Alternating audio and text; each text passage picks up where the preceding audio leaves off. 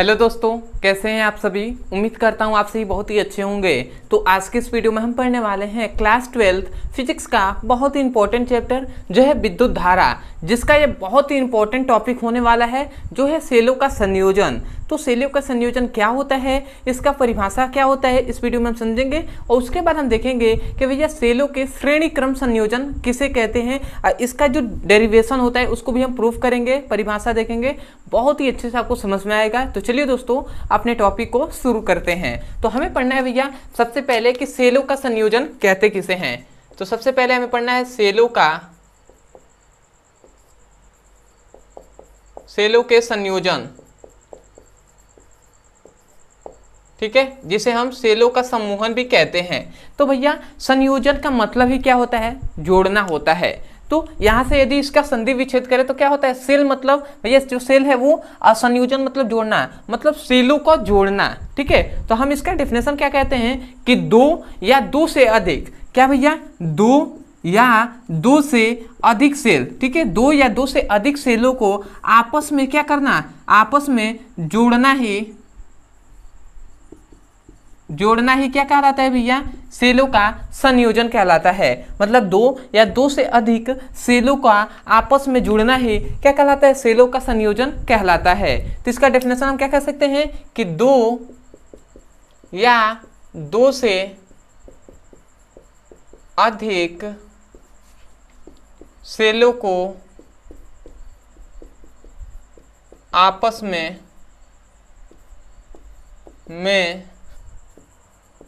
जोड़ना ही सेलों का संयोजन कहलाता है, ठीक है। तो हमने यहाँ पे परिभाषा लिख दिया है कि दो या दो से अधिक सेलों को आपस में जुड़ना ही सेलों का संयोजन कहलाता है।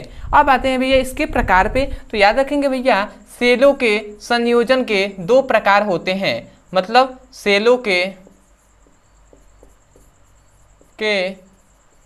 संयोजन के कितने भैया, सॉरी, तीन प्रकार होते हैं, तीन प्रकार होते हैं। तो वो कौन कौन से होते हैं उसे भी हम समझ लेते हैं। सबसे पहला होता है जिसे हम श्रेणी क्रम संयोजन कहते हैं या श्रेणी समूहन भी कहते हैं। दूसरा होता है जिसे हम समांतर क्रम संयोजन कहते हैं या समांतर समूहन। अब आता है तीसरा जिसे हम मिश्रित क्रम संयोजन कहते हैं। ये इसके तीन प्रकार हैं संयोजन के, कौन सा, श्रेणी क्रम संयोजन, समांतर क्रम संयोजन और मिश्रित क्रम संयोजन। तो इस वीडियो में हम देखेंगे भैया कि श्रेणी क्रम संयोजन किसे कहते हैं, इसका परिभाषा, और इसको हम प्रूफ करेंगे। उसके बाद हम देखेंगे अगली वीडियो में समांतर क्रम और उसके बाद मिश्रित क्रम संयोजन। तो यदि आपको समांतर क्रम संयोजन पढ़ना है तो आप जाइए यूट्यूब पे लिखिए सेलों के समांतर क्रम संयोजन ब्रदर सर, आपको वो वीडियो मिल जाएगा। इसका भी आप नाम लिखिए सेलों के मिश्रित क्रम संयोजन ब्रदर सर, आपको ये भी वीडियो मिल जाएगा। और यदि आप क्लास जो 12th का फिजिक्स और केमिस्ट्री का सीरियसली पढ़ाई करना चाहते हैं, चैप्टर वाइज सीक्वेंस में एक एक करके वीडियो को देखना चाहते हैं, तो इसी वीडियो के डिस्क्रिप्शन बॉक्स में आपको लिंक दिया हुआ है फिजिक्स और केमिस्ट्री का, उस लिंक पे क्लिक करके आप जाकर पढ़ सकते हैं। तो चलिए दोस्तों अपने हम जो ये टॉपिक है इसको शुरू करते हैं, ठीक है। तो श्रेणी क्रम संयोजन कहते किसे हैं, इसका स्क्रीनशॉट ले लीजिए। तो आशा करते हैं दोस्तों आपने अच्छे से स्क्रीनशॉट ले लिया होगा। तो अब हम देख लेते हैं जो है श्रेणी क्रम संयोजन। तो इसका हम सबसे पहले जानते हैं कि भैया श्रेणी क्रम संयोजन किसे कहते हैं। तो हम देखेंगे सेलों के श्रेणी क्रम संयोजन, ठीक है। तो यदि हम सबसे पहले इसके परिभाषा पे बात करें कि भैया इसका परिभाषा क्या होता है, तो इसका परिभाषा जब इसका परिपथ बनाया जाएगा उसी से आपको समझ में आएगा। तो यहाँ पे मैं सबसे पहले इसका परिपथ बना दे रहा हूँ। तो देखिए इसका परिपथ इस प्रकार होता है,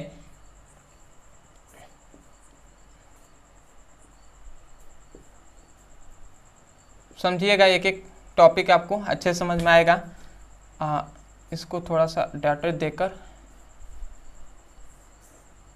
अभी आपको समझ में आएगा। यहाँ पर एक प्रतिरोध ले लेते हैं। अब ध्यान दीजिएगा, सबसे पहले यहाँ पे हमने सेल लिया है, एक है सेलों का विद्युत वाहक बल E1 है, E2 है। इसी प्रकार हमने n सेल लिए हुए हैं, बीच में हमें पता नहीं है कितने सेल लिए हुए हैं, और अंतिम सेल है En लिख दिए हैं। ठीक है, क्योंकि भैया अनंत सेल आप लगा सकते हैं। ठीक है, तो हमने E1 E2 और इस प्रकार n तक हमने ले लिया है। उसके बाद इसका इस सेल का जो क्या होता है, जो आंतरिक प्रतिरोध होता है, जिसे हम क्या कहते हैं, R से प्रदर्शित करते हैं। तो इसका आंतरिक प्रतिरोध R है, इसका भी आंतरिक प्रतिरोध R ही होगा, इसका भी आंतरिक प्रतिरोध R ही होगा। ठीक है, तो इस सभी का आंतरिक प्रतिरोध क्या है, R है, और ये जो है ये बाह्य प्रतिरोध है, जिसे हम कैपिटल R से प्रदर्शित करते हैं। अब ध्यान दीजिएगा, ये जो विद्युत वाहक बल है, इससे क्या होगा, ये विद्युत वाहक बल मतलब क्या है, सेलों के विद्युत वाहक बल है, अर्थात सेल है, तो इसमें क्या होगा, विद्युत धारा प्रवाहित होगा, जो है I।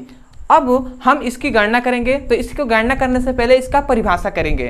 तो हम देख रहे हैं, इतनी बात तो हम जानते हैं कि इस प्रकार सेल बनाया जाता है, तो जो सेल का ऊपर जो बड़ा वाला डंडा होता है उसे हम प्लस से प्रदर्शित करते हैं, और जो छोटा वाला डंडा होता है उसे हम माइनस मानते हैं। तो देखिए यहाँ पे माइनस से प्लस से जुड़ा हुआ है, फिर से माइनस प्लस में जुड़ा हुआ है। ठीक है, इस प्रकार मतलब माइनस प्लस से जुड़ा हुआ है। तो इसको हम परिभाषित क्या करेंगे कि दो या दो से अधिक सेलों का ऐसा संयोजन, संयोजन का मतलब ऐसा जुड़ाव जिसमें एक सेल का ऋण सिरा दूसरे सेल के धन सिरे से जुड़ा हो, तो इस संयोजन को श्रेणी क्रम संयोजन कहते हैं। समझ में आया क्या कहा जा रहा है? देखिए यहाँ पे बहुत सारे अनंत मतलब क्या लगाए गए हैं, सेल लगाए गए हैं। तो हम ये नहीं करें कि दो या दो से अधिक सेलों का ऐसा संयोजन जिसमें एक सेल का धन ऋण सिरा दूसरे सेल के धन सिरे से जुड़ा हो, तो इस प्रकार के संयोजन को श्रेणी क्रम संयोजन कहते हैं। तो आशा करते हैं दोस्तों आपको समझ में आ गया होगा। तो मैं यहाँ पे सबसे पहले परिभाषा ही लिख दे रहा हूँ। तो हम लिखेंगे दो या दो से अधिक सेलों का ऐसा संयोजन जिसमें एक सेल का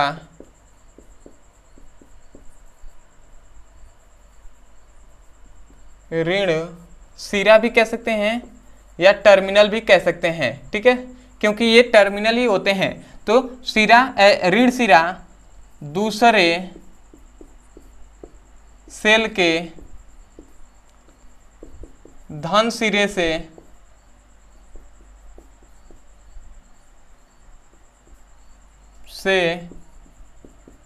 जुड़ा होता है, उसे हम क्या कहते हैं भैया, श्रेणी क्रम संयोजन कहते हैं। ठीक है, तो यहाँ पे हमने परिभाषा लिख दिया है। तो परिभाषा को आप यहाँ से कभी भी मत याद कीजिएगा, यहाँ से याद कीजिएगा कि दो या दो से अधिक सेलों का ऐसा संयोजन जिसमें किसी एक सेल का धन ऋण सिरा दूसरे सेल के धन सिरे से जुड़ा है, तो इस प्रकार के संयोजन को श्रेणी क्रम संयोजन कहते हैं। और इसमें हमने क्या लिया है, सेलों का विद्युत वाहक बल E1 E2 En तक लिया गया है, और इसका आंतरिक प्रतिरोध क्या होता है, RR सभी का होता है। उसके बाद याद रखेंगे ये है विद्युत जो क्या है, बाह्य प्रतिरोध है, जो है कैपिटल R, जो सेल है सेलों द्वारा प्रवाहित धारा क्या है, I है। तो इसमें हम अब गणना चालू करते हैं। तो गणना में सबसे पहले तो हम ये देखेंगे, ये इसका डेरिवेशन कर रहे हैं, मतलब इसकी उत्पत्ति,